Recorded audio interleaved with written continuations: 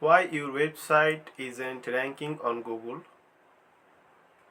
I have worked on more than 7 projects and 95% websites are struggling because they are not targeting the right keywords and they don't have the right keywords intents. So if you're running any kind of website or business, you need to know why people search for your business and what they are looking for your business. And it is really common things.